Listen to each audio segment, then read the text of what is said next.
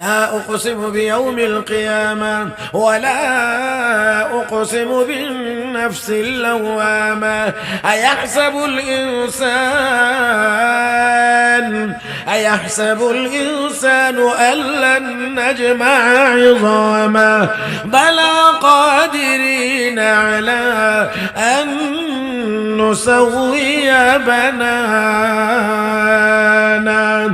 আল্লাহ রাব্বুল আলামিন বলেন দুইটা জিনিসের কসম করে লা উকসিমু বিয়াউমিল কিয়ামা কিয়ামত দিবসের কসম ওয়ালা উকসিমু বিন নাফসিল লাওয়ামা নফসে লাওয়ামার কসম রব্বে করিম বলেন আয়াহসাবুল ইনসান আল্লান নাজমা ইজামা মানুষ কি মনে করে মরে যাওয়ার পরে আমি আবার তার হাড়গুলোকে একত্রিত করতে পারবো না মানুষ কি এমন মনে করে রব্বে করিম বলেন না না আমি পারবো না এমন না অবশ্যই পারবো শুধু পারবো না রে বান্দা বান্দি দুনিয়ার জীবনে তোমার হাতের তালু আর পায়ের তলায় যে রেখাগুলো আছে হাসরের মাঠে আমি আল্লাহ উঠাইব তোমার ফিঙ্গার প্রিন্টও ব্যতিক্রম হবে না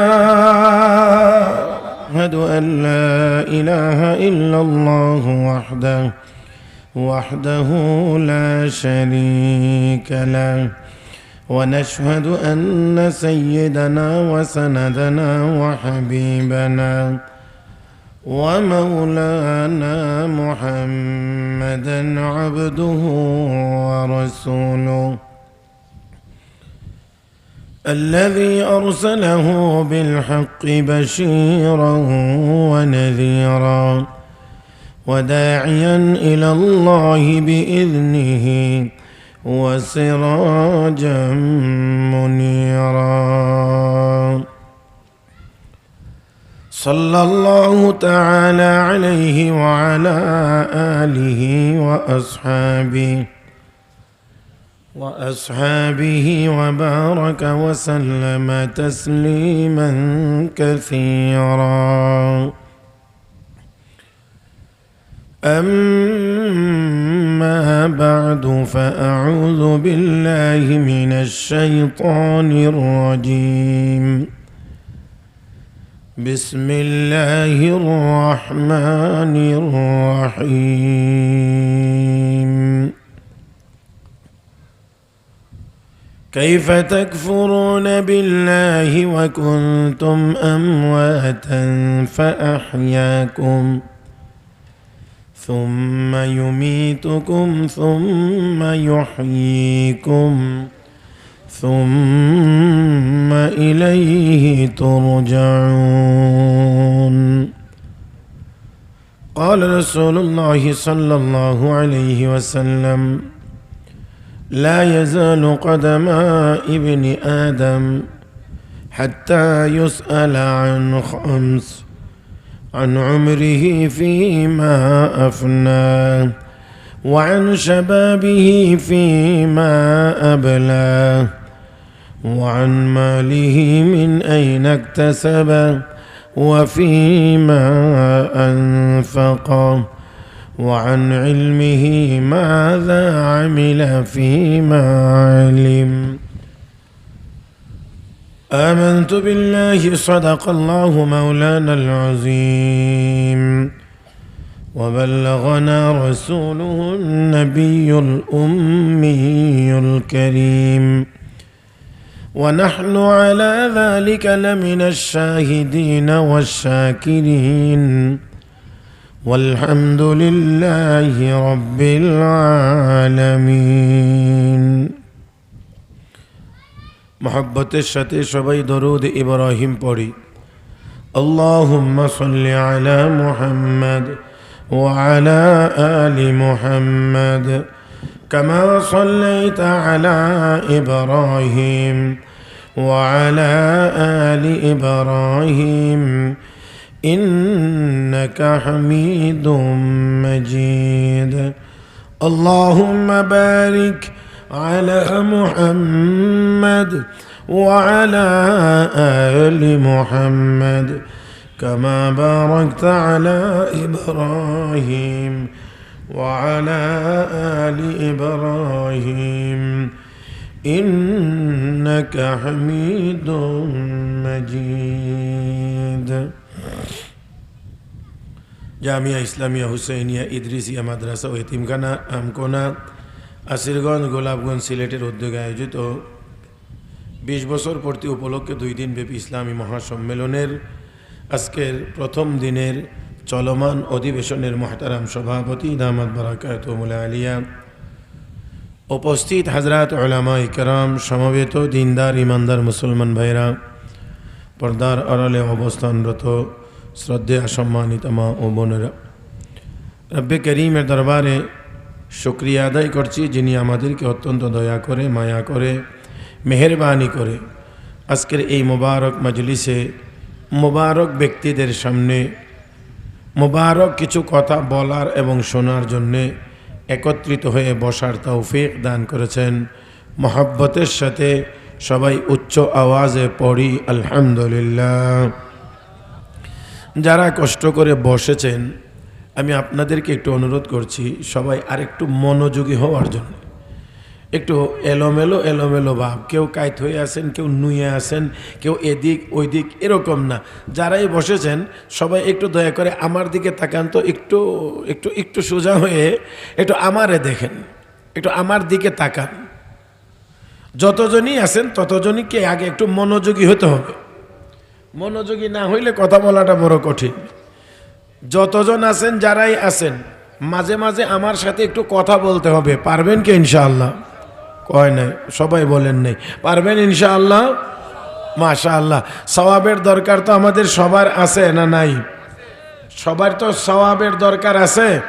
মাশাআল্লাহ। তো একটু মহব্বতের সাথে আওয়াজ করে বলি সুবহানাল্লাহ, আর একটু মহব্বতে আলহামদুলিল্লাহ, আর একটু বড় করে ইমানের আওয়াজে ইমানকে আরো বাড়ানোর জন্য সবাই মিলে বলে আল্লাহু আকবার। মাশাআল্লাহ। আর একটু কষ্ট হয়ে যাবে না? আর একটু জোরে বললে কষ্ট হয়ে যাবে। একটু মেহেরবানি করে আর একবার বলি আল্লাহু আকবার। মাশাআল্লাহ। এখন তো বোঝা যায় যে প্যান্ডেলের ভিতরে মানুষ আপনারা আছেন। হ্যাঁ, তো মাঝে মাঝে একটু কথা বলবেন, একটু হ্যাঁ না ঠিক বেঠিক একটু দয়া করে বলবেন বলে আমি আশা করছি। আমি একখানা আয়াত তেলাওয়াত করেছি সূরাতুল বাকারা থেকে, একখানা হাদিস তেলাওয়াত করেছি। আয়াত এবং হাদিসকে সামনে রেখে আপনাদের খেদমতে কয়েকটি কথা বলার আশা করছি। আল্লাহ যেন বলবার, শুনবার, বুঝবার এবং আমল করবার তৌফিক দান করেন। সবাই মহব্বতের সাথে বলি আমিন। মুহতারাম উপস্থিতি, আমরা তো এই দুনিয়াতে কেহই ছিলাম না। এই দুনিয়াতে আমরা কেহই ছিলাম না। আবার দুনিয়াতে আমরা আমাদের ইচ্ছায় আসিও নাই। আমাকে আপনাকে অবশ্যই একজনে পাঠিয়েছেন। আওয়াজ করে বলতে পারবেন তিনি কে? মাশাআল্লাহ। নির্দিষ্ট একটি সময় পার হয়ে গেলে আমরা আবার এই দুনিয়াতে কেউ থাকতেও পারবো না। আমাকে আপনাকে নিয়ে যাওয়া হবে। কে নিয়ে যাবেন? আল্লাহ। শুধু নিয়ে যাবেন দুনিয়া থেকে, মৃত্যু হয়ে যাবে, মৌত হয়ে যাবে, মরে যাব, এতটুকু পর্যন্তই শেষ নাকি তারপরে আরও আছে? মরার পরে আবার পুনরায় জিন্দা করা হবে, জীবিত করা হবে। এই জীবিতটা কে করবেন?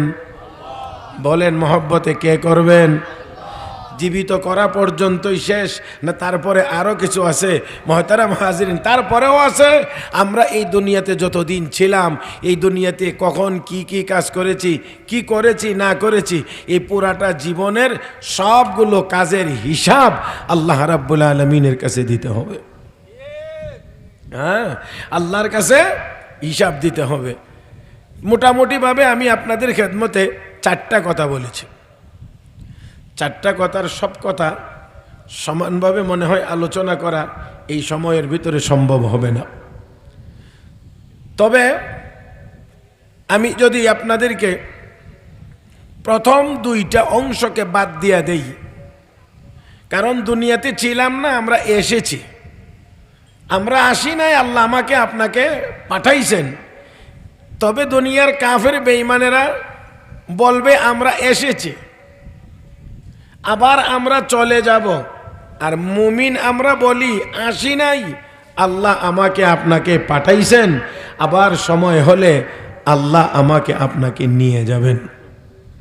আল্লাহ আবার আমাকে আপনাকে নিয়ে যাবেন। এতটুকু পর্যন্ত দুনিয়ার সব মানুষ মোটামুটি একমত, মরতে যে হবে এই কথার মধ্যে সবাই একমত। দুনিয়া থাকার জায়গা না, থাকতে পারবো না। কিন্তু ব্যবধানটা হলো দুনিয়ার সব কাফের বেঈমানেরা মনে করে মরণ পর্যন্ত শেষ, আর ইমানদার আমরা মনে করি মরার মাধ্যমে এমন একটা জীবনের শুরু হয় যেই জীবনটা আর কোনোদিন শেষ হয় না। তাহলে বলা যায় মৌতের মাধ্যমে মাত্র শুরু হয়। কাফের বেঈমানরা মনে করে মরণের মাধ্যমে শেষ। আপনারা কি মনে করেন মৌতের মাধ্যমে আমাদের সব শেষ? না না না না, মরার পরে আল্লাহ রাব্বুল আলামিন আবার আমাকে আপনাকে পুনরায় জীবিত করবেন। করতে পারবেন তো ইনশাআল্লাহ? আপনাদের কি বিশ্বাস আসেনি করতে পারবেন তো? আল্লাহ চাইলে পারবেন তো? ও মুসলমান, মক্কার কাফের বেঈমানরা বলতো মানুষ মরে যাবে, মানুষ মরে যাবে, মাটির সাথে মিশে যাবে, মাটি খেয়ে ফেলবে, মাটির ভিতরে চলে যাবে, এখান থেকে আবার কে জিন্দা করবে? কথা বুঝছেন না? কে জিন্দা করবে? আল্লাহ রাব্বুল আলামিন তার নবীকে বলছেন। কাফের বেঈমানরা বলতো মান ইউহয়িল ইযামা ওয়া হিয়া রামীম, কে আবার এই হাড়গুলোকে জীবিত করবে যে হাড়গুলো মাটির সাথে মিশে যাবে? আল্লাহ জবাব দিয়ে বলেন, নবীকে বলছেন, হে নবী আপনি বলুন, قل يحييها الذي أنشأها أول مرة وهو بكل خلق عليم الذي جعل لكم من الشجر الأخضر نارا فإذا أنتم منه توقدون أوليس الذي خلق السماوات والأرض بقادر على أن يخلق مثلهم بلى وهو الخلاق العليم إنما أمره إذا أراد شيئا أن يقول له كن فيكون فسبحان الذي بيده ملكوت كل شيء وإليه ترجعون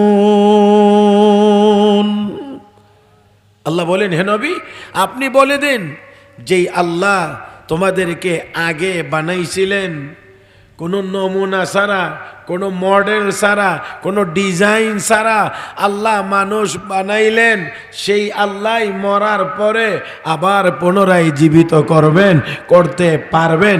যিনি আগে বানাইতে পারছেন, কোনো মডেল কোনো নমুনার দরকার হয় নাই, সেই আল্লাহ দ্বিতীয়বার আবার বানাইতে অসুবিধা কি? এটা তো একেবারে আগের বারের চাইতে আরো সহজ। দুনিয়ার মানুষই একবার একটা জিনিস বানাইলে প্রথমবারে যদিও একটু কষ্ট হয়, পরের বারে কোন এটা আমি আগে একবার বানাইছি, তাহলে তার জন্য সহজ। তো মানুষই যদি একবার এক জিনিস বানাইয়া আরেকবার বানাইলে তার জন্য সহজ হয়, তো আমার আল্লাহর জন্য তো কোনো কাজ কঠিনই নাই। আল্লাহর জন্য তো কোনো কাজ কঠিন কেন? রব্বে কারীম বলেন, ইন্নামা আমরুহু ইযা আরাদা শাইআন আইয়াকুলা লাহু কুন। আমার আল্লাহ যদি কোনো কিছু বানাইতে চান তো আল্লাহ শুধু বলেন কুন, হয়ে যাও, তো ফায়াকুন, সাথে সাথে হয়ে যায়। সুবহানাল্লাহ, একটু জোরে কোন। হ্যাঁ, আল্লাহ যদি বলেন হয়ে যাও তো সাথে সাথে হয়ে যায়। তাহলে সেই আল্লাহর জন্যে পুনরায় আবার মানুষকে কবর থেকে ওঠানো কি কঠিন না সহজ? হ্যাঁ, তাহলে ওঠানো হবে, তাহলে আবার আমাকে আপনাকে জীবিত করা হবে। মুহতারাম হাজরিন, এই কথাটা যদি আমাদের ভিতরে থাকে যে আমাকে মরার পরে আবার জীবিত হওয়া লাগবে, আমাকে আবার জীবিত করার পরে দুনিয়ার জীবনের হিসাব নেওয়া হবে। একজন মানুষের ভিতরে যদি এই চিন্তাটা পরিপূর্ণরূপে থাকে, তাহলে ওই লোকটার দ্বারা গুনাহের কাজ হবে না, গুনার কাজ হবে না। একান্ত যদি শয়তানের ধোঁকায় পড়ে কোনো গুনার কাজ হয়েও যায়, তাহলে ওই লোকটি গুনার কাজের উপরে অটল থাকবে না। কারণ মরার পরে আমাকে হিসাব দিতে হবে, জবাব দিতে হবে, আবার জিন্দা করা হবে। তাহলে ওই ভয়টা থাকলে লোকটা কি করবে? তওবা করবে। কারণ ভয় যেহেতু আছে, বাঁচার জন্য কি করতে হবে? আগেই ক্ষমা চেয়ে নিতে হবে। এজন্য আল্লাহর কাছে সে কান্নাকাটি করবে, তওবা করবে, মাফ চাইবে। আর রব্বে করিম বলেন, তওবার দ্বারা আমি আল্লাহ শুধু গুনাহ মাফ করে দেই না, গুনাহগুলোকে সওয়াব দ্বারা বদলাইয়া দিই। আল্লাহ শুধু গুনাহগুলো মাফ করে দেন না, গুনাহগুলোকে সওয়াব দ্বারা আল্লাহ বদলাইয়া দেন। মুহতারাম হাজরিন, একটু খেয়াল করে দেখেন তো, যেই আল্লাহ আগে বানাইছেন সেই আল্লাহ আবার আমাকে আপনাকে জীবিত করবেন এবং করতে পারবেন। একটু খেয়াল করে দেখেন, আমরা অনেকগুলো মানুষ এখানে বসা আছি, অনেক মানুষ না? একটু খেয়াল করেন, এই যে চুলের এই গোড়া থেকে মাথার চুলের যেখানে এসে শেষ, কপালের উপরের অংশ থেকে থুতার নিচ পর্যন্ত, এই দুই কান পর্যন্ত, এই দুই কান পর্যন্ত এই অংশটাকে চেহারা বলা হয়। হইছে বাবা, হইছে হইছে হইছে আর না? আমি আমার দিকে তাকায়েন, এই কপালের এই উপর থেকে নিয়ে থুতার নিচ পর্যন্ত, দুই দিক থেকে দুই কান পর্যন্ত, মধ্যকানের এই অংশটাকে বলা হয় চেহারা। আপনারা একটু খেয়াল করেন, এখানে এই চেহারার মধ্যে কপাল আছে, চোখ আছে, নাক আছে, ঠোঁট আছে, গাল আছে, সবই আছে। এবার বলেন, এই অঙ্গগুলো কি একজনের চেহারার মধ্যেই আছে না সবার চেহারার মধ্যেই আছে? হ্যাঁ, আমি কি বুঝাইতে পারছি কথাটা? সবার চেহারার মধ্যে এই অঙ্গগুলো আসেনি না নাই? দেখেন তো, আমি বলি আমার কপাল আছে, আপনার আছে? আমার দুটো চোখ আছে, আপনাদেরও কি আছে? আমার গাল আছে, আপনাদেরও আছে? আমার ঠোঁট আছে, আপনাদের আছে? আমার থুত আছে, আপনাদেরও আছে? তাহলে সবার অঙ্গ দুই না এক? কথা বললেন, সকলের অঙ্গ এক না দুই? এক, কিন্তু দেখতে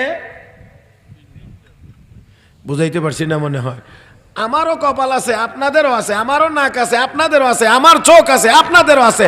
দুনিয়ার সব চেহারার মধ্যে সবগুলো অঙ্গই আছে, কিন্তু একটা চেহারার সাথে আরেকটা চেহারাকে দুনিয়ার কোথাও মিলানো যায় না। আরেকটু জোরে কন, আরেকটু জোরে কন। জানি না আমি আমার কথা বুঝাইতে পারতেছি কিনা। হ্যাঁ, সবার অঙ্গ এক, কিন্তু চেহারা দেখতে এক না। যে দেখেন, আমরা তিনজন বসে রয়েছি এখানে, ওনার হলে চারজন, সবার অঙ্গ এক, কিন্তু দেখেন তো দেখতে নিয়ে একরকম দেখা যায়।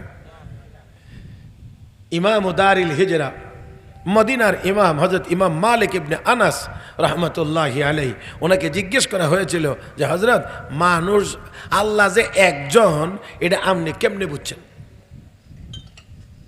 আল্লাহ যে একজন, এটা আপনি কেমনে বুঝছেন যে আল্লাহ একজন? আমি মানুষের চেহারা দেখে বুঝছি। আল্লাহ, আপনারা আসেননি মাঠে, একটু নড়াচড়া করেন। কোন সময় আল্লাহু আকবার বলা লাগে, কোন সময় কি বলা লাগে, এটা একটু খেয়াল করেন। হযরত ইমাম মালিক বলেন, আল্লাহ যে একজন, এটা আমি শুধু মানুষের চেহারা দেখে বুঝতে পেরেছি যে আল্লাহ একজন। কেমনে? এতগুলো চেহারা আমার আল্লাহ বানাইলেন, চেহারা এতগুলো বানাইলেন, একই অঙ্গ দিয়ে বানাইলেন, কিন্তু বর্তমান পৃথিবীতে 800 কোটি মানুষ, 800 কোটি মানুষ আল্লাহ বানাইছেন, সবাইকে একই অঙ্গ দিয়ে চেহারা দিয়েছেন, কিন্তু 800 কোটি মানুষের মধ্যে দুইটা মানুষ পাওয়া যাবে না যাদের চেহারা একরকম হবে। তো যেই এতগুলো চেহারা যেই বানানেওয়ালা বানাইছেন, অবশ্যই বানানেওয়ালা কারিগর একজন। এই জন্যে সূক্ষ্ম পার্থক্য দিয়ে দিয়ে আল্লাহ বানাইছেন, বানানেওয়ালা বানাইছেন। যদি বানানেওয়ালা দুইজন হইতো, কোনো না কোনো জায়গায় মিলে যাইত। যেহেতু দুনিয়ার কোথাও মিলে না, তাহলে বুঝতে হবে বানানেওয়ালা একজন। বানানেওয়ালা কে? তিনি কে? তিনি মাশাআল্লাহ মাশাআল্লাহ। এই তো ওদ্দুর আওয়াজ হইলেই আমার কাছে একটু ভালো লাগে আর কি, কথা বলতে আমার মনে হয় যে আমি কথাগুলো বুঝাইতে পারতেছি। আর যদি তা না হয় তাহলে আমার কাছে মনে হয় যে বলতেছি বেকার। যে কয়জন আছেন একটু কথা বলবেন, আমি শুধু বলছি। এবারে আপনাদেরকে দেখেন, একটু শুধু চেহারার কথা বললাম এমন না। এই যে আপনারা মোবাইলের সিম কিনতে গেলে, জমি রেজিস্ট্রি করতে গেলে, পাসপোর্ট বানাইতে গেলে কি দেন? ফিঙ্গার, আঙ্গুলের চাপ নাকি? আঙ্গুলের চাপ। তো আপনারও আঙ্গুল, আমারও আঙ্গুল, বুঝাইতে পারছি না? আমারও আঙ্গুল আছে, আপনারও আঙ্গুল আছে, দুনিয়া সবারই আঙ্গুল আছে। তাহলে চাপ তো দিলে আঙ্গুলের চাপ একটার সাথে আরেকটা তো মিলে যাওয়া একেবারেই সাধারণ এবং স্বাভাবিক ব্যাপার ছিল। যে না যে না যে না, আমার আল্লাহ বর্তমান দুনিয়ার কথা বলছে, 800 কোটি মানুষ বানাইছেন। 800 কোটির মানুষের আঙ্গুলে আল্লাহ আলাদা আলাদা চাপ দিয়েছেন। 800 কোটি মানুষের আঙ্গুলের চাপ একসাথে করলেও একটা চাপের সাথে আরেকটা চাপ কোনোদিন মিলবে না।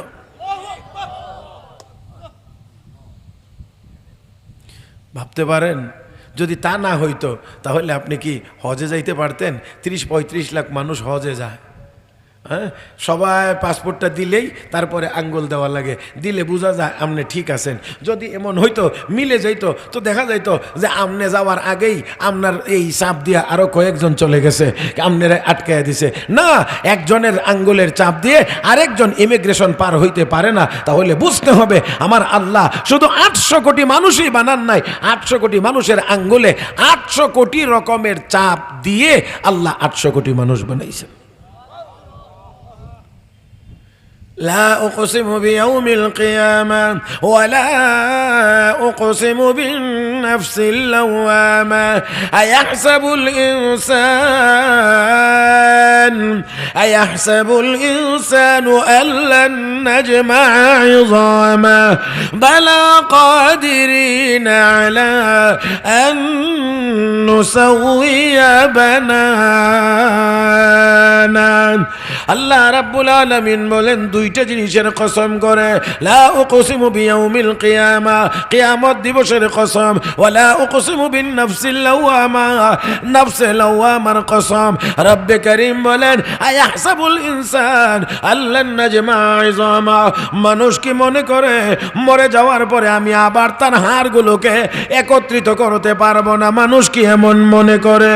রব্বে করিম বলেন, না না, আমি পারবো না এমন না, অবশ্যই পারবো। শুধু পারবো না রে বান্দা বান্দি, দুনিয়ার জীবনে তোমার হাতের তালু আর পায়ের তলায় যে রেখাগুলো আছে হাসরের মাঠে আমি আল্লাহ উঠাইব, তোমার ফিঙ্গার প্রিন্টও ব্যতিক্রম হবে না। তোমার আঙ্গুলের চাপ, হাতের চাপ, রেখা একটাও পরিবর্তন হবে না। দুনিয়াতে যেমন ছিল এমনটা দিয়েই আমি আল্লাহ তোমাকে হাসরের মাঠে উঠাইব। আওয়াজ করে বলুন, আমার আপনার আল্লাহ পারবেন কি পারবেন না? আওয়াজ করে বলেন। ও মুসলমান, ও মুসলমান, আচ্ছা সাইয়েদনা ইব্রাহিম আলাইহিস সালাতু ওয়াস সালাম বললেন, আল্লাহ রব্বি আরিনি কাইফা তুহয়িল মাউতা, আল্লাহ তুমি যে মুর্দারে জিন্দা করবা, পারবা তো অবশ্যই, কেমনে যে করবা বুঝছেন? কিন্তু আল্লাহ মুর্দাকে তো তুমি জিন্দা করবা অবশ্যই, এই জিন্দাটা যে কেমনে করবা, এই কেমনেটা আমার একটু দেখায় দাও না, পদ্ধতিটা কি, কিভাবে? তারপরও আল্লাহ প্রশ্ন করেন, কেন ইব্রাহিম আওয়ালাম তুমিন, তুমি কি বিশ্বাস করো না আমি জিন্দা করতে পারবো? আল্লাহ অবশ্যই বালা, হ্যাঁ অবশ্যই অবশ্যই আপনি চিন্তা করতে পারবেন। ওয়ালাকিন লিয়াতমাইন্না কলবি, আমার মনের প্রশান্তির জন্য একটু দেখতাম আর কেমনে। আল্লাহ কাছে ঠিক আছে, ফাখুজ আরবাআতাম মিনাত তায়র, 4টা পাখি ধরো, পোষ মানাও, পালো, পোষ মানাও। যে সময় তুমি ডাক দিলে তোমার কথা শুনে এরকম জায়গাতে গেলে, তারপর ইব্রাহিম আলাইহিস সালাম তা করলেন। এবার 4টা যখন পোষ মানছে তখন আল্লাহকে, ইব্রাহিম এই 4টাকে জবাই করো, জবাই করো, মাথাগুলো তোমার সামনে রেখে দাও, বুঝানোর জন্য বলছি। কি হো 4টা পাখির মাথা এই টেবিলের মধ্যে রেখে দাও, টেবিলের মাথায় রেখে দাও, বুঝানোর জন্য বলছি একান্ত সামনে। আর দেহটাকে গোশত, দেহের গোশতটা টুকরা টুকরা করে চাইরোটাকে একসাথে মিক্স করো, জমাও, একসাথে মিক্স করে আবার বন্টন করো 4 ভাগ। আচ্ছা বলেন দেখি, 4